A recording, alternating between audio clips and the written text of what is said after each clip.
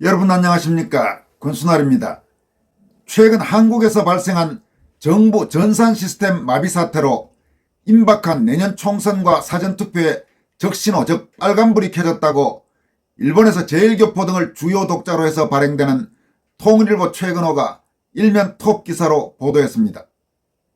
이 신문은 또 만약 문재인이 김정은에게 직접 건네준 USB의 내용이 시중에서 말해지는 대로 한국의 원자력 발전과 방위산업 비밀 등을 포함하고 있다면 이번 정부 행정망 마비는 필연적인 재난이라고밖에 할 수 없다고 우려했습니다.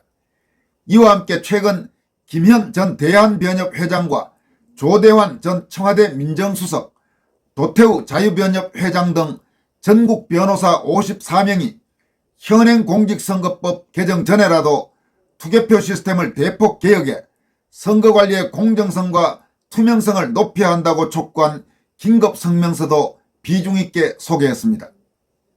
통일일보는 먼저 이번 일면 톱 기사의 도입부를 이렇게 시작하고 있습니다. 전자정부를 자랑해온 한국정부의 행정망이 마비되는 사태가 일어났다.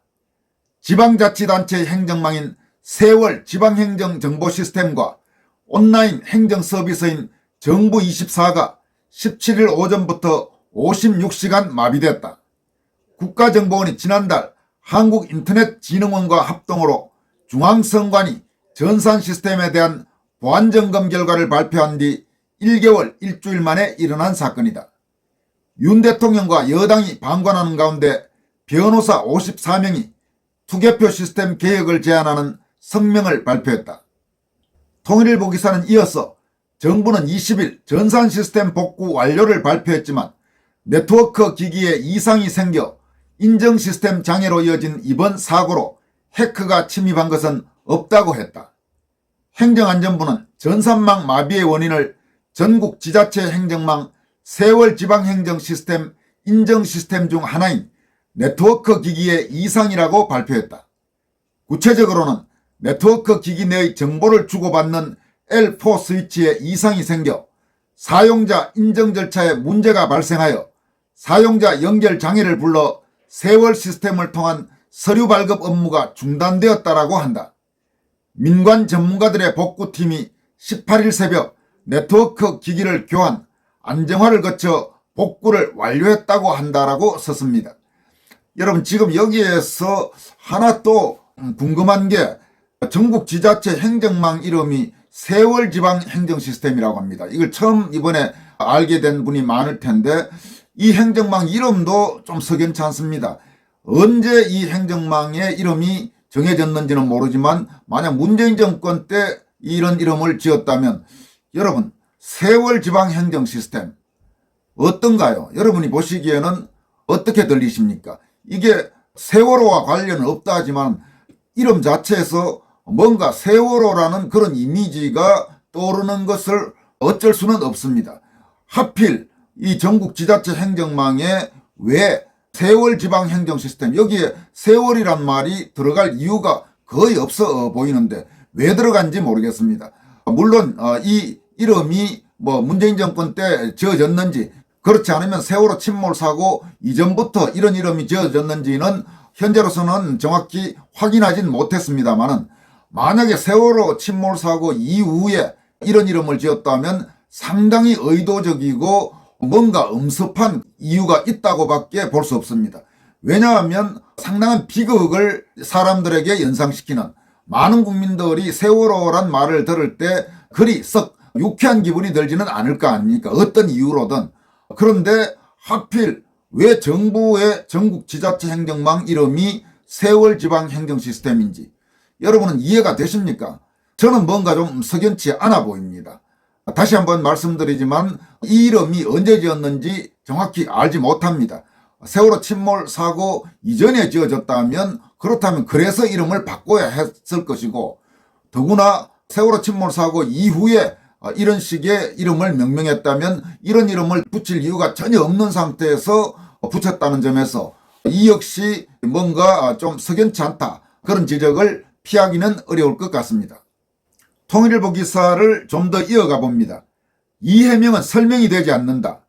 해커들의 해킹의 첫 목표가 유저 인증 서버에 접속하기 때문이다. 사용자 인증 서버는 사용자의 인증 정보를 저장 및 관리하는 시스템에서 사용자의 인증 요구를 처리한다. 해커가 사용자 인증 서버에 접속할 수 있으면 자격 증명을 빼앗아 다른 시스템에 연결하거나 사용자의 계정을 도용하여 악의적 행위를 할 수 있다. 해커의 침입 가능성이 더 높다는 것이다. 그러니까 여기서는 이번 이 전산망 마비 사태와 관련해서 행정안전부의 해명에 대해서 좀 납득하기 어렵다, 이렇게 통일일보는 분석하고 있습니다. 기사는 이어서 다음과 같이 밝히고 있습니다. 정부 전산망 첫 마비 사태를 통해 지금까지 간과한 다양한 문제가 드러났다. 우선 정보기술, IT 중소기업이 국가 주요 전산 시스템의 행정 전산망 유지, 관리를 담당하게 된 배경이 대기업 참여 제한 제도 때문이라는 것이 드러났다. 올해 3월에 일어난 국민에 대한 사법 서비스가 중단된 법원 컴퓨터망, 6월 개통 직후 연결장애가 발생한 4세대 교육행정정보 시스템 나이스 등 올해 장애가 발생한 주요 공공전산망도 전부 중소기업이 개발한 것이다. 정부는 2013년 공공 IT 서비스 시장을 대기업이 지배한다는 이유로 자산규모 5조 원이 넘는 대기업의 공공서비스 참여를 제한했다. 중견 중소 소프트웨어 기업을 키우겠다는 취지였다. 하지만 중소기업 보호를 명분으로 한 대기업 배제는 치열한 경쟁이 전개되는 현실 세계에 눈을 감은 과학과 합리성을 무시한 발상이다. 그런 논리라면 첨단 무기 개발이나 생산도 중소기업에 맡겨야 하는가? 여러분, 참 이거 황당하기 짝이 없는 이야기입니다. 아주 고도의 기술이 필요한 바로 이런 문제에서 무슨 중소기업 보호하겠다고 대기업의 참여를 제한했다. 이게 참 말이나 되는 이야기입니까? 더구나 지금 2013년이면 이건 문재인 정권 탓을 할 때도 아닙니다. 2013년이면 박근혜 정권 초반입니까? 그렇지 않으면 이명박 정부 후반입니까? 어쨌든 비좌파 정권일 때 이런 조치가 취해졌다는 게 참 더 황당하기 짝이 없습니다. 통일보 기사는 이어서 정부가 즉시 대처해야 하는 것은 기술적 문제나 해킹보다 국가의 핵심 시스템을 내부에서 파괴하는 세력에 대한 대책이다. 반국가 세력이 내부에서 대한민국을 파괴하는 수많은 상황을 우리는 보았다. 박근혜 정부의 헌법재판소가 해산한 통진당의 경우가 대표적이지만 만약 문재인이 김정은에게 직접 건네준 USB의 내용이 시중에서 말해지는 대로 한국의 원자력 발전과 방위산업 비밀 등을 포함하고 있다면 이번 정부 행정망 마비는 필연적인 재난이라고 할 수밖에 없다고 우려했습니다.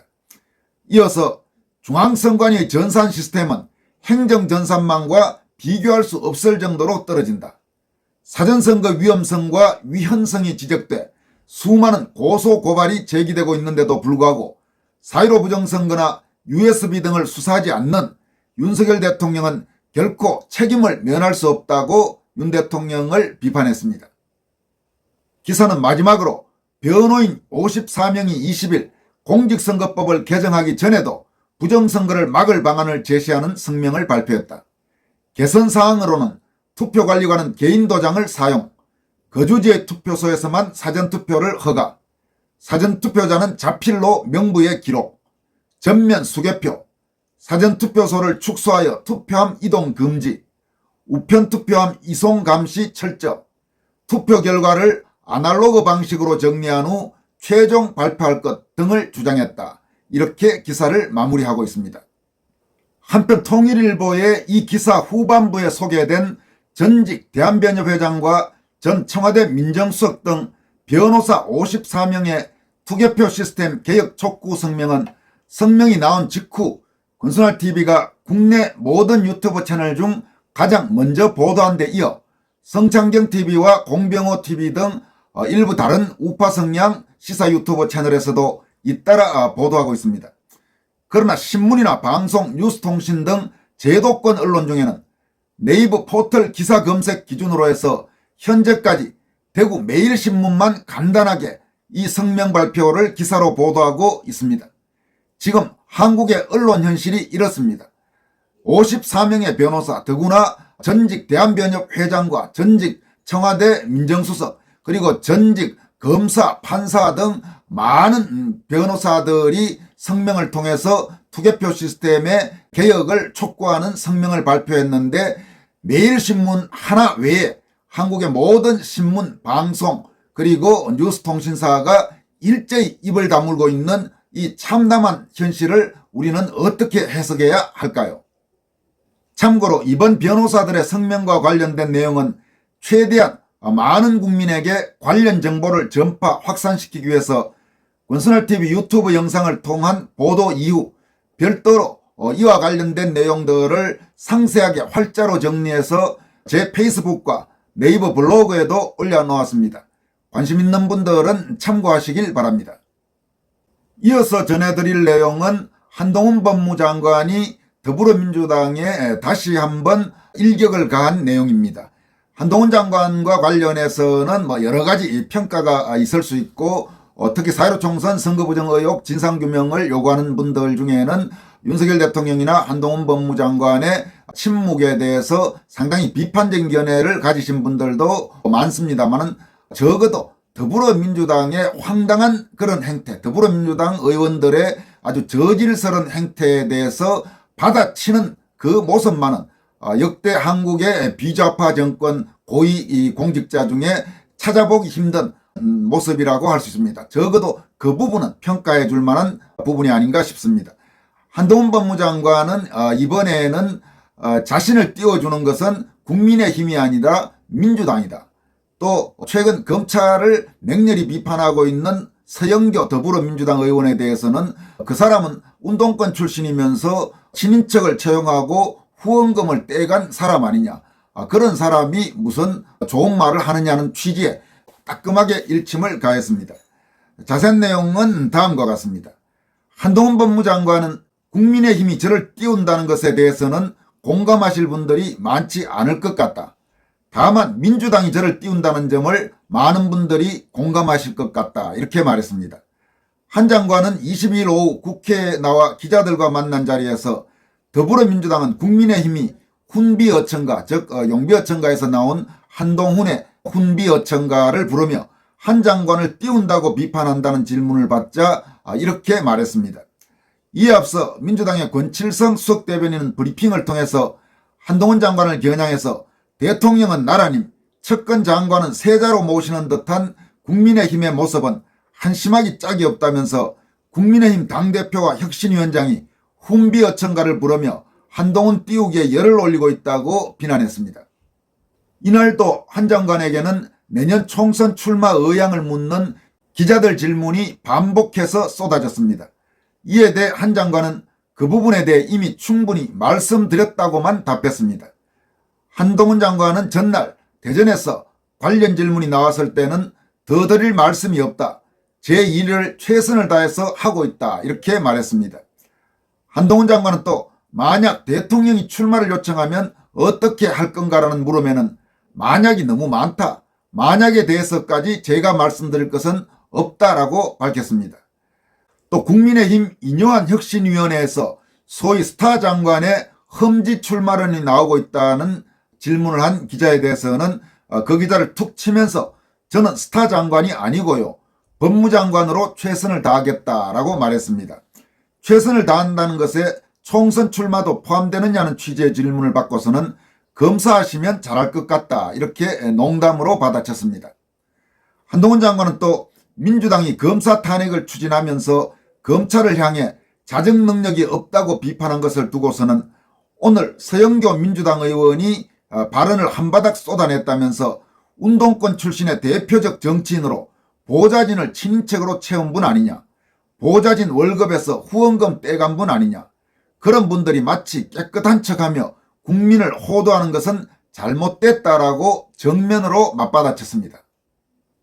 한 장관은 이어서 검찰은 대한민국의 사법 질서를 지키는 하나의 도구일 뿐 의인화해서 생각할 문제는 아니다라면서 어느 집단이나 문제가 있을 수 있다.